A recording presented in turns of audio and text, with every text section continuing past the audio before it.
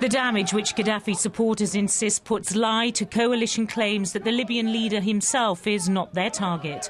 This is what is left of his compound in Tripoli after the latest assault. Many were inside the complex when it was targeted. We are scared. I was scared. I was about to die. My family, friends and families, they're phoning me. My mom is calling me and crying. She's scared even in her own house. But we don't have another choice. If they're gonna finish Gaddafi, they'll finish Libya. They will finish all the Libyans. They tell journalists these chunks of metal are pieces of coalition missiles which hit the site which houses Gaddafi's private quarters.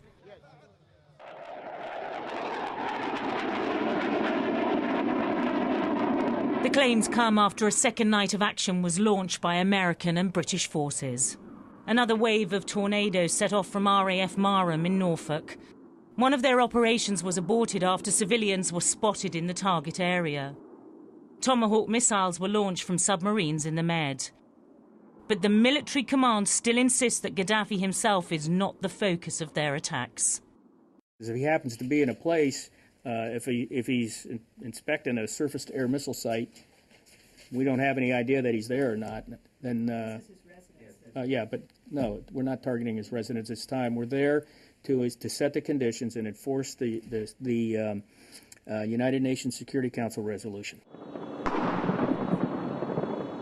Just hours earlier, the Libyan leader had promised a ceasefire, but in the capital his supporters unleashed another barrage of anti-aircraft fire.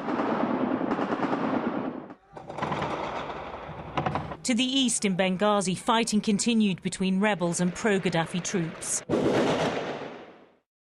Outside the city, these pictures clearly show the impact of the Allied airstrikes. Militarily, things might be going to plan for the coalition. Diplomatically, it's proving more difficult. Having won international support in Paris for a no-fly zone, David Cameron is facing questions about who is still on side. Yesterday, the Arab League appeared to criticise the initial campaign, condemning direct strikes. Today, the body reaffirmed its respect for the UN resolution. The Arab League was against aerial bombing. In principle, of course, we supported a no-fly zone in order to incapacitate Gaddafi from harming civilians. That reassurance will come as a mighty relief to the UN and those world leaders who pressed hardest for military action. Arab support for intervention in Libya is vital. Now it is important that international community speak with one voice to implement fully the Security Council resolution.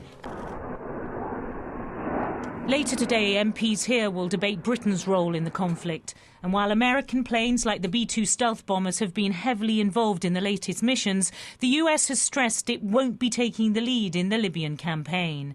As the politics plays out, the build-up for further military manoeuvres continues. More British planes have arrived in southern Italy, ready for action.